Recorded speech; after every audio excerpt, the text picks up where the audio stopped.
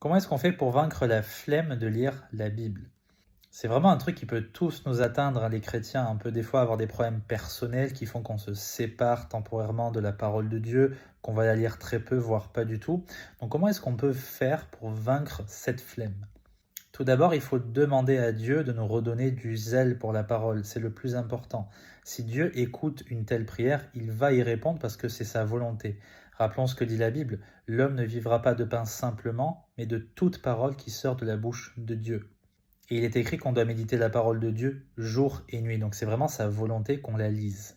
Ensuite, ce qu'on peut faire, si on a la flemme d'aller chercher sa Bible, de l'ouvrir, de la dépoussiérer, si vous êtes vraiment depuis longtemps dans cette flemme, c'est de télécharger par exemple l'application YouVersion. Et elle est très bien parce qu'elle propose des plans. Et quand on a un plan chaque jour qu'on doit lire, le matin au réveil, ceux qui sont célibataires n'ont pas vraiment d'excuses, je plaisante, vous pouvez lire déjà 3 chapitres par jour et c'est très très bien. Vous avez beaucoup de choses en fait à apprendre déjà en lisant 3 chapitres et ça vous nourrit spirituellement pour toute la journée. Si lire sur une version numérique ça vous plaît pas trop, vous pouvez vous acheter une très jolie Bible. Investissez un petit peu de votre argent dans une très jolie Bible et dites-vous, je vais la lire chaque matin, elle est belle, j'ai envie de l'ouvrir, etc. Une dernière chose qui est importante, c'est qu'on passe beaucoup de temps sur les réseaux sociaux. Moi y compris, je passe beaucoup de temps sur TikTok à répondre aux commentaires, à préparer des vidéos, vous vous doutez bien.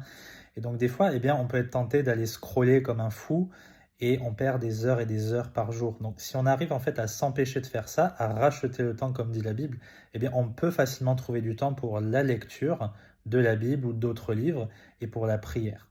J'espère que ces petits conseils vous auront aidé. Que Dieu vous bénisse.